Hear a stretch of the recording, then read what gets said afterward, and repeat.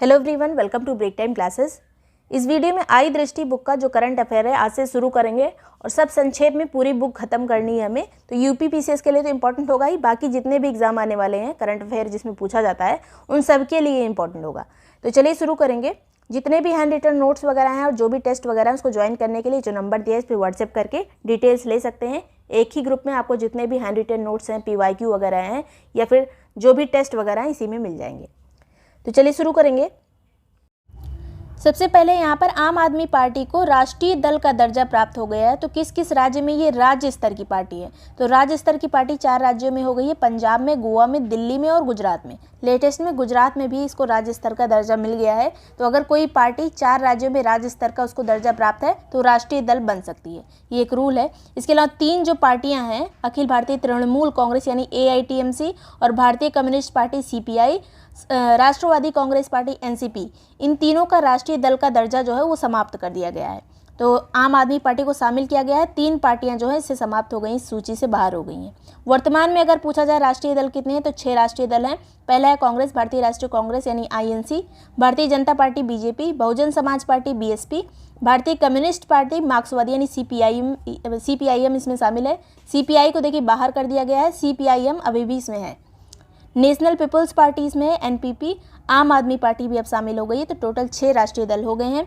अब देखिए राष्ट्रीय दल बनने के लिए कई सारे रूल्स हैं, लेकिन अभी के लिए मोस्ट इंपॉर्टेंट जो यही वाला है कि 4 राज्यों में राज्य स्तरीय पार्टी का अगर दर्जा है किसी को तो वो राष्ट्रीय दल बन सकता है। और ये किसके तहत ये होता है, किस आदेश के तहत? तो चुनाव चिन्ह आरक्षण व आवंटन आदेश 1968 के तहत। नेक्स्ट है यहाँ पर वाइब्रेंट विलेज प्रोग्राम यानी VVP।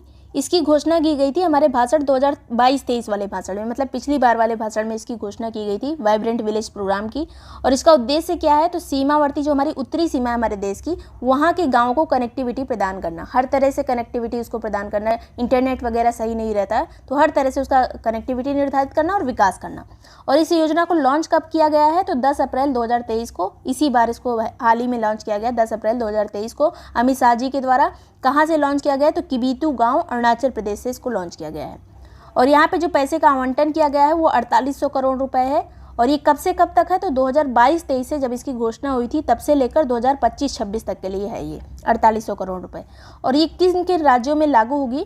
तो लॉन्च तो इसको अरुणाचल प्रदेश से किया गया है, लेकिन हमारे जितने भी उत्तरी राज्य हैं जैसे जो सीमा पर हैं, अरुणाचल प्रदेश है, सिक्किम है, हिमाचल प्रदेश है, उत्तराखंड है, लद्दाख है, सब में ये योजना चलेगी वाइब्रेंट विलेज प्रोग्राम।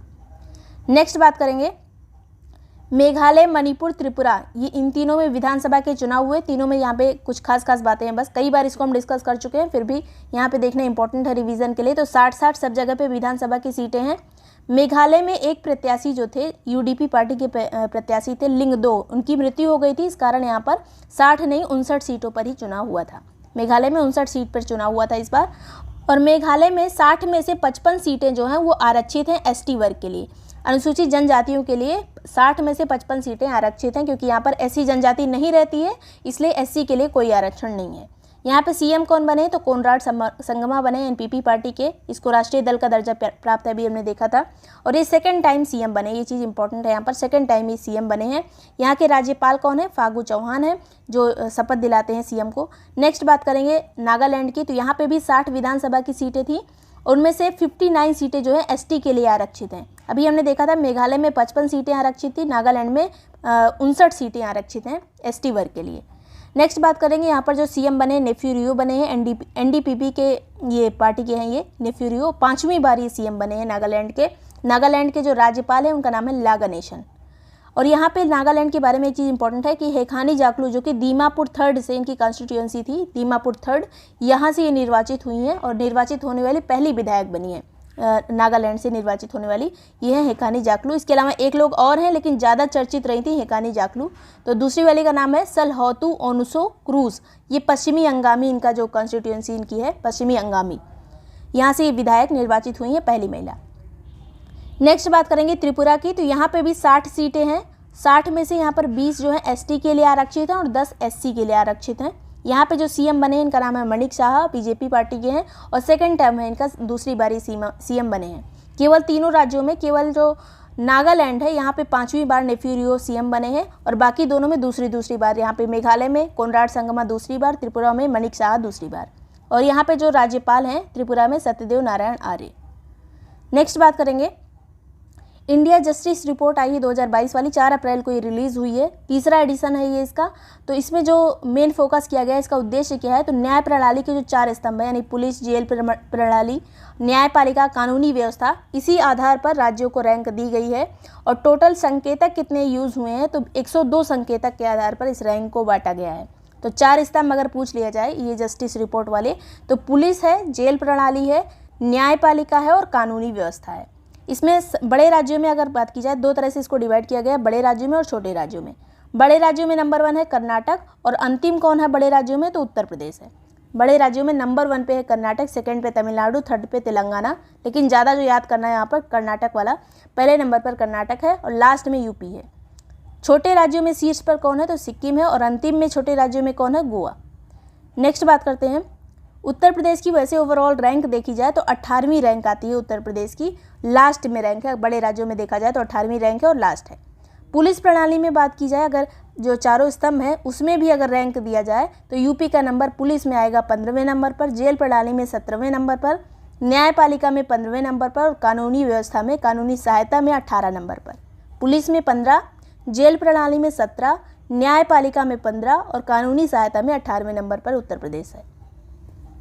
नेक्स्ट बात करेंगे MV विलास, जो एक क्रूज़ था बड़ा वाला, विश्व का सबसे लंबा नदी क्रूज़ है ये, और इसका जो संचालक है, इनकी जो प्राइवेट संचालक है, ये मेसर्स अतारा रिवर क्रूज़, इसी के द्वारा इसको चलाया गया है, मेसर्स अतारा रिवर क्रूज़ के द्वारा। इसकी लंबाई पूछी जा सकती है तो 62.5 मीटर इसकी लंबाई है, चौड़ाई है 12.8 मीटर। और इसको जो है कब हरी झंडी दिखाई गई थी जाने के लिए, तो 13 जनवरी 2023 को मोदी जी के द्वारा। और ये कब पहुंची थी, बोगीबील जाके, बनारस से चली थी और बोगीबील असम तक इसका लास्ट डेस्टिनेशन था, तो 28 फरवरी 2023 में पहुंची थी। टोटल जो इसने इसके बीच में दूरी तय की थी वो थी 3200 किलोमीटर, और 27 नदी प्रणालियों से होकर ये गुजरी थी। 27 तरह की नदियाँ आई थी, मतलब रास्ते में जो नदी प्रणालियाँ पड़ी थी वो 27 थी। बीच बीच में यात्रियों को घुमाते हुए गई थी, तो पटना में घुमाया था, साहिबगंज, झारखंड का जो साहिबगंज है, इसके अलावा कोलकाता, पश्चिम बंगाल का, ढाका भी, मतलब ये बांग्लादेश भी गई थी, इंडिया के बाद बांग्लादेश गई थी, फिर इंडिया गई थी वापस, मतलब बीच में बांग्लादेश भी इसके आया था। तो ढाका, उसके बाद गुवाहाटी जो कि असम में है। तो यहाँ सब जो है लोगों को दिखाते वगैरह गई थी।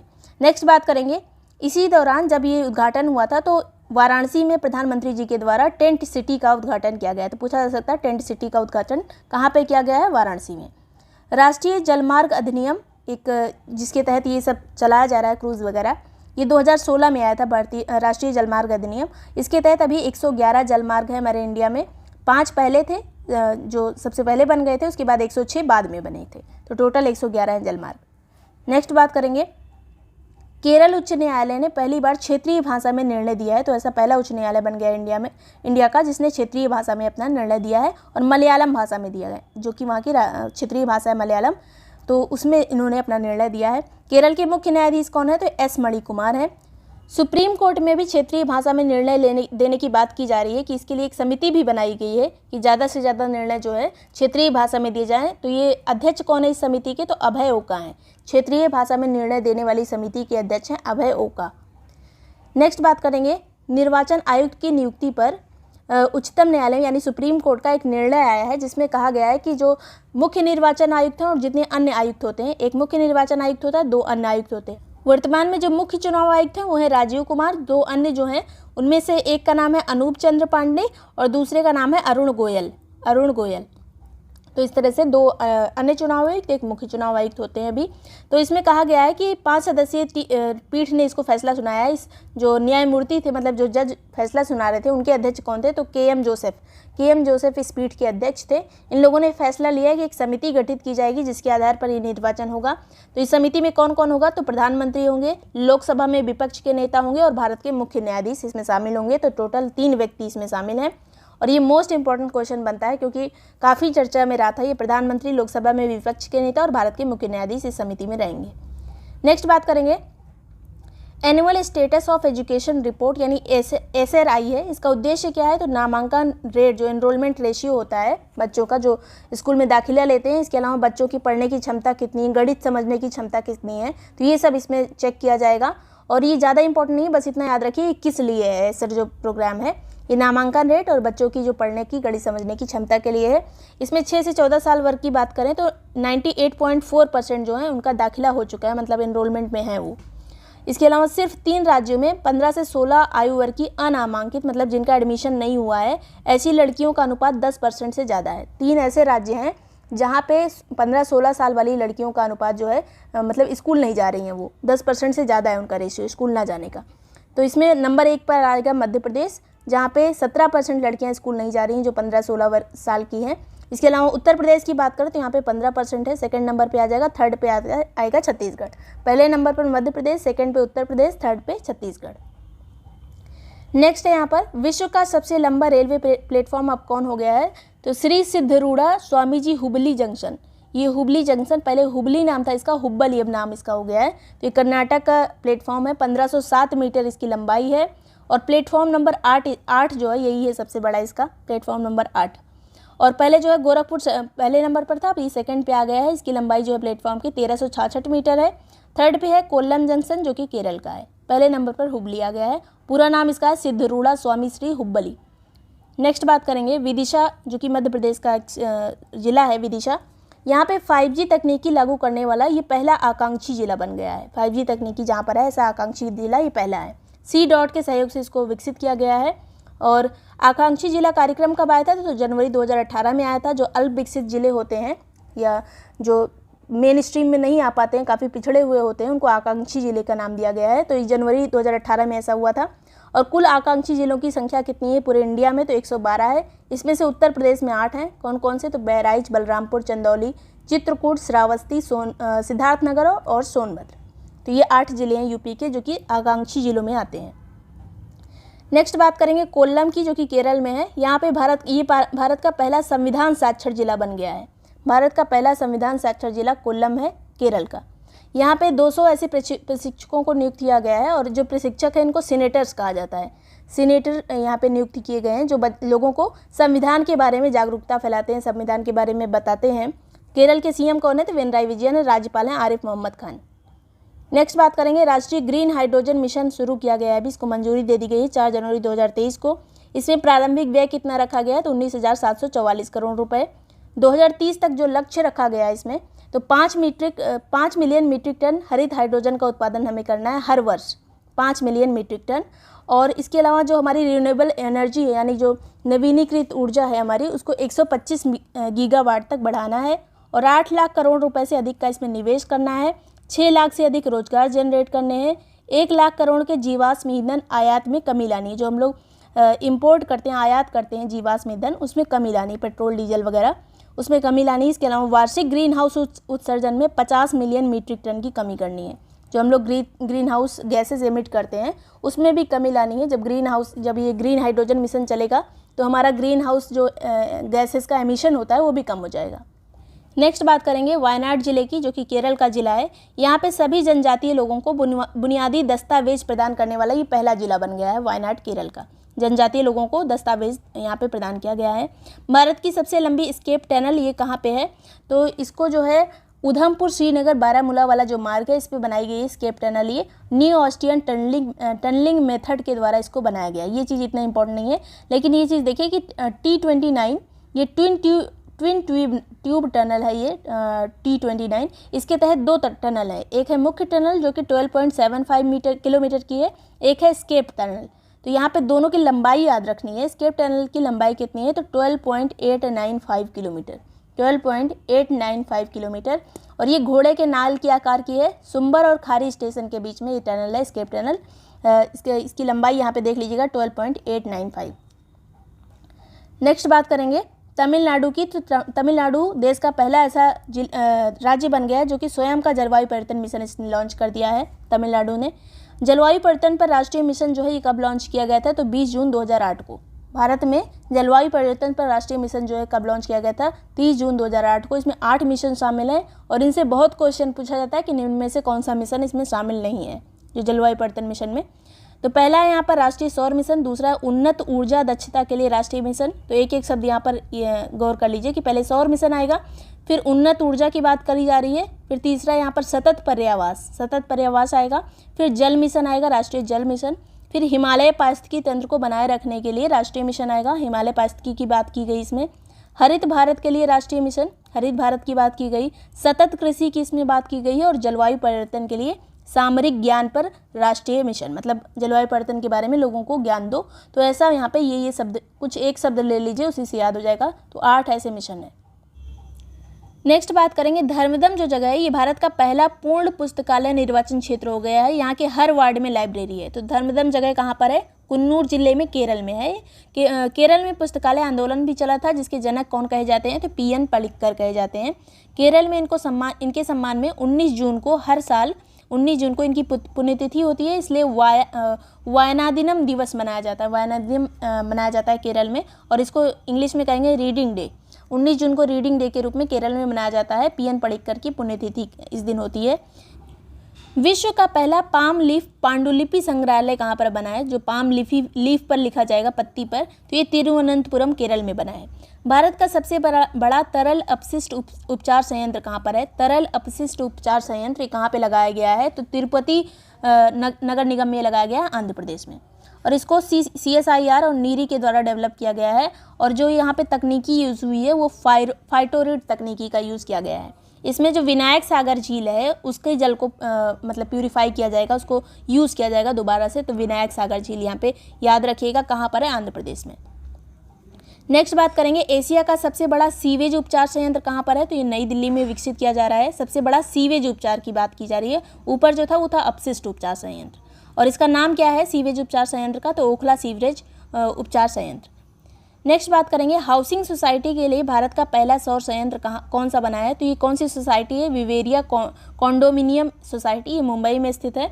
और इसके लिए एक प्लांट लगाया गया है 3.125 मेगावाट का प्लांट, जो कि हिमायतनगर महाराष्ट्र में लगाया गया है, केवल इस सोसाइटी के लिए। और ये किसने लगाया? तो Tata power renewable energy limited ने। केरल जो है ये देश का पहला पूर्ण डिजिटल बैंकिंग राज्य बन गया है। ये RBI ने एक योजना लॉन्च की थी, डिजिटल भुगतान पारिस्थितिकी तंत्र का विस्तार और गहनता योजना। इसी के तहत केरल ने जो है अच्छा काम किया है, और इसका जो है पूर्ण रूप से ये डिजिटल बैंकिंग पर आधारित हो गया है। इस योजना के तहत जो सबसे पहला अगर जिला पूछा जाए, पहला जो पूर्ण डिजिटल बैंकिंग वाला जिला बना था वो भी केरल का ही था, त्रिशूर जिला। नेक्स्ट बात करेंगे स्मार्ट कार्यक्रम। स्मार्ट का फुल फॉर्म है यहाँ scope for main streaming Ayurveda research in teaching professionals. ये आयुष मंत्रालय के द्वारा इसको लॉन्च किया गया है 2 जनवरी 2023 को। और इसमें आयुर्वेद के क्षेत्र में जो भी अनुसंधान वगैरह हैं, रिसर्च वगैरह हैं, वो आयुर्वेद के क्षेत्र में किए जाएंगे स्मार्ट कार्यक्रम के तहत।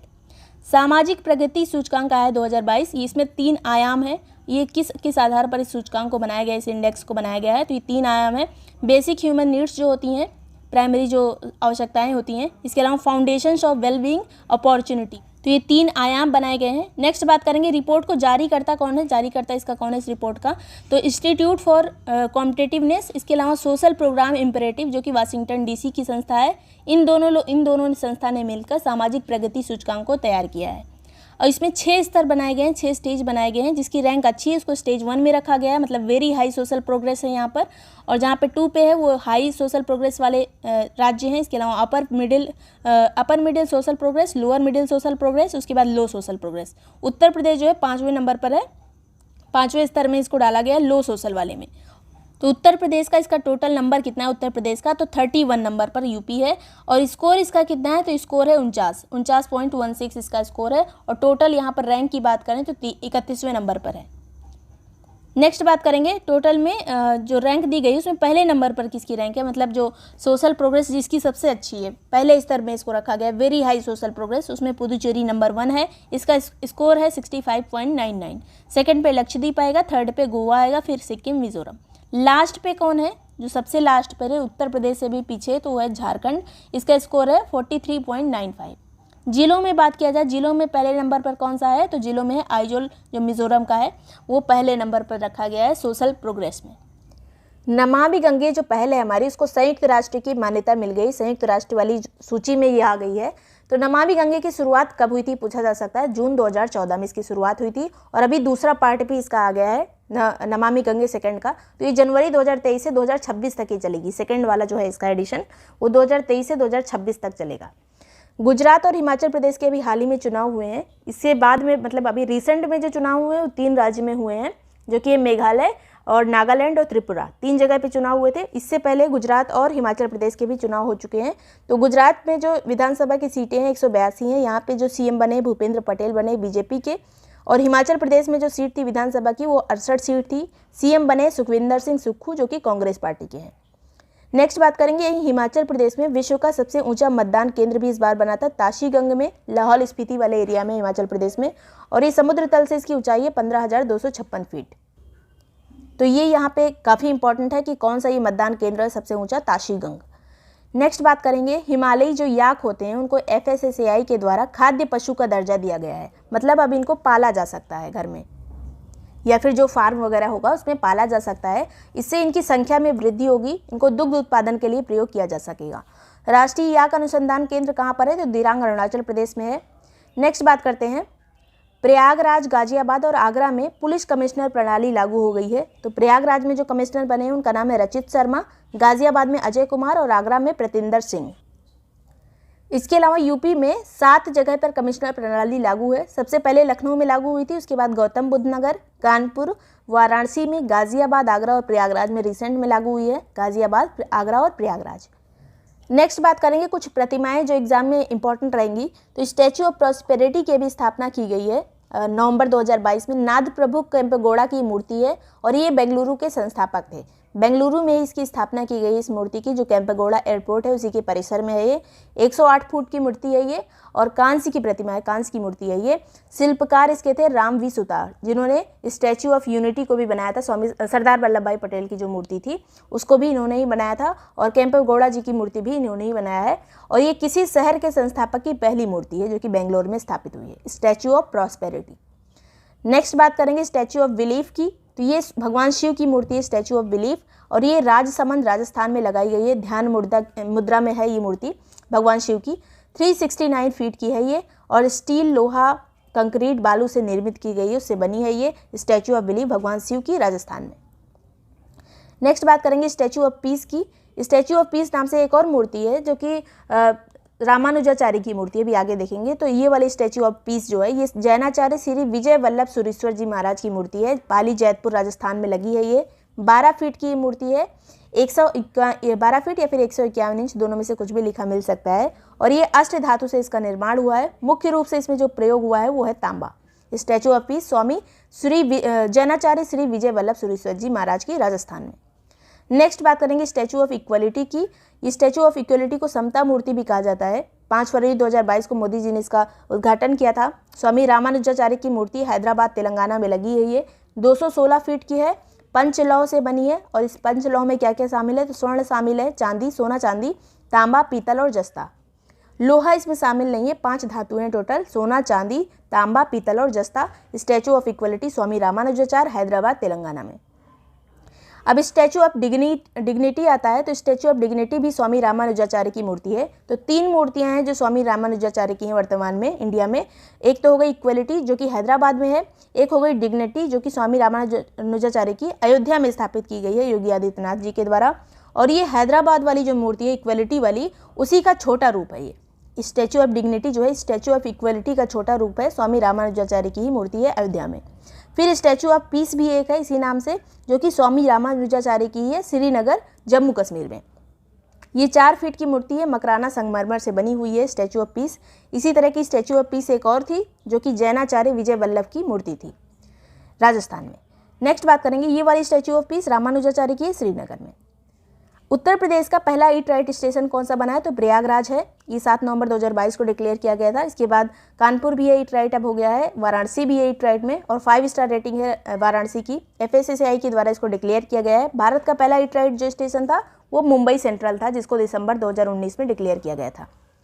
आगे बात करेंगे, प्रधानमंत्री भारतीय जन उर्वरक परियोजना चल रही है, एक राष्ट्र एक उर्वरक के तहत, जो 1 नेशन 1 फर्टिलाइजर योजना आई है। 17 अक्टूबर 2022 को इसको लॉन्च किया गया है मोदी जी के द्वारा। और इसमें जो यूरिया यानी फर्टिलाइजर होगा उसको एक ही ब्रांड से बेचा जाएगा, जो कि है भारत ब्रांड। एक ही लोगो होगा, एक ही ब्रांड होगा पूरे इंडिया में। नेक्स्ट बात करेंगे, पब्लिक अफेयर्स इंडेक्स आया है 2022 का, जो कि गवर्नेंस परफॉर्मेंस के आधार पर दिया जाता है। बड़े राज्यों में जो नंबर 1 पर है वो है हरियाणा, यही सबसे ज़्यादा इंपॉर्टेंट है। पब्लिक अफेयर्स इंडेक्स में सबसे जो पहले नंबर पर है वो है हरियाणा। उत्तर प्रदेश का स्थान है बड़े राज्यों में 12वां। पहले नंबर पर हरियाणा, 12वें नंबर पर उत्तर प्रदेश। छोटे राज्यों में नंबर 1 है सिक्किम। नेक्स्ट बात करेंगे, हिमाचल प्रदेश में 2 जल विद्युत परियोजनाएं भी लॉन्च की गई हैं अक्टूबर 2022 में मोदी जी के द्वारा। पहली चांजू थर्ड, दूसरी देवथल चांजू। तो चांजू नाम से दोनों परियोजनाएं हिमाचल प्रदेश में है। पहली वाली चांजू नाले पे बनी है, दूसरी वाली देवथल नाले पर बनी है। टोटल अगर बात करें भारत की विद्युत क्षमता कितनी है, हर तरह की विद्युत मिला ली जाए तो 4,12,212 मेगावाट हमारी विद्युत क्षमता है। बल्क ड्रग पार्क की अभी इसका उद्घाटन किया गया है ऊना हिमाचल प्रदेश में। तो अगर पूछा जाए पहला बल्क ड्रग पार्क कहाँ पे बना था, तो भरूच गुजरात में बना था। 3 राज्यों में बनना है, एक तो गुजरात में, दूसरा हिमाचल प्रदेश में, तीसरा आंध्र प्रदेश में। तो ये वाला बल्क ड्रग पार्क जो है इसका ऊना हिमाचल प्रदेश में उद्घाटन किया गया है। नेक्स्ट बात करेंगे, भारत का पहला जो 24/7 सौर ऊर्जा से संचालित गांव है कौन सा है, तो मोढेरा है गुजरात का। यहाँ पे सूर्य मंदिर भी है मोढेरा में, जो कि भीम प्रथम ने बनाया था। इसके अलावा सूर्य मंदिर कोणार्क में भी है उड़ीसा में, और एक सूर्य मंदिर कश्मीर में भी है जो कि मार्तंड मंदिर उसको कहा जाता है। नेक्स्ट बात करेंगे, स्वच्छता ही सेवा, ये पुरस्कार किसको मिला है, इसमें पहला नंबर किसको मिला है, तो कर्नाटक को। बस पहला याद रखना है, स्वच्छता ही सेवा में पहले नंबर पर कर्नाटक है। फिर सुजलाम 1.0 में मध्य प्रदेश पहले नंबर पर है, और सुजलाम 2.0 में कर्नाटक पहले नंबर पर है। स्वच्छता ही सेवा में और सुजलाम 2.0 में कर्नाटक पहले नंबर पर है। स्वच्छ सर्वेक्षण ग्रामीण 2022 वाला जो इंडेक्स आया है उसमें 33 राज्य और केंद्र शासित प्रदेशों को शामिल किया गया है। चंडीगढ़, दिल्ली और लक्षद्वीप इसमें शामिल नहीं है। ग्रामीण वाला ये सर्वेक्षण है। बड़े राज्यों में जो पहले नंबर पर है वो है तेलंगाना। ग्रामीण वाले सर्वेक्षण में पहले नंबर पर है तेलंगाना, और छोटे राज्यों में नंबर 1 पे है अंडमान निकोबार। तो पहला नंबर जरूर याद रहना चाहिए। तेलंगाना ग्रामीण वाले सर्वेक्षण में पहले नंबर पर है, सेकंड पे हरियाणा, थर्ड पे तमिलनाडु। और शीर्ष जिले की बात करें, सबसे नंबर 1 पे जिला कौन है स्वच्छ सर्वेक्षण ग्रामीण में, तो भिवानी है हरियाणा का ही। नेक्स्ट बात करेंगे, मोबाइल ऐप और वन वेब पोर्टल के माध्यम से सर्वाधिक भागीदारी किसने की थी इसमें ग्रामीण सर्वेक्षण में, ये उत्तर प्रदेश ने की थी। और उत्तर प्रदेश के भी कानपुर देहात के लोगों ने सबसे ज़्यादा वेब पोर्टल के माध्यम से इस ग्रामीण सर्वेक्षण में, राष्ट्रीय ग्रामीण स्वच्छता सर्वेक्षण में भाग लिया था। अब ओवरऑल जो स्वच्छ सर्वेक्षण आया है 2022 वाला, इसमें रैंक पूछी जाती है कौन सा शीर्ष 5 में शामिल नहीं है इस तरह से। तो स्वच्छ सर्वेक्षण 2022 में 1 लाख से ऊपर वाली श्रेणी में इंदौर पहले नंबर पर है, सेकंड पे सूरत है, फिर नवी मुंबई, विशाखापत्तनम और विजयवाड़ा।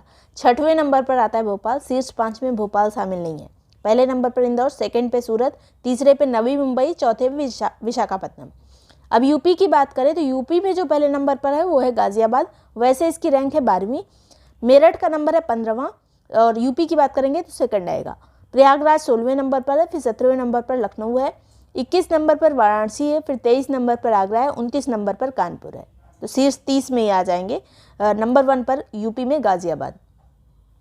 लखनऊ की रैंक याद रखनी है यहाँ पर, क्योंकि राजधानी तो 17वें नंबर पर ओवरऑल में लखनऊ आता है। 1 से 10 लाख वाली श्रेणी की बात करें तो इसमें पहले नंबर पर तिरुपति आता है, जो कि आंध्र प्रदेश का है। सेकंड पे मैसूर, थर्ड पे नई दिल्ली, फिर अंबिकापुर और नोएडा। पहले नंबर पर तिरुपति आंध्र प्रदेश का। तो ये सभी चीज़ें इंपॉर्टेंट थी। वीडियो पसंद आया हो, यूजफुल लगा हो तो लाइक और सब्सक्राइब कर लीजिएगा। इसके अलावा सभी नोट्स वगैरह के लिए और जितने भी टेस्ट हैं उसके लिए ग्रुप ज्वाइन करने के लिए जो नंबर दिए इस पर व्हाट्सएप करके डिटेल्स ले सकते हैं, और डिटेल्स पढ़ने के बाद पूरी ग्रुप को ज्वाइन कर सकते हैं। Thank you so much watching break time classes.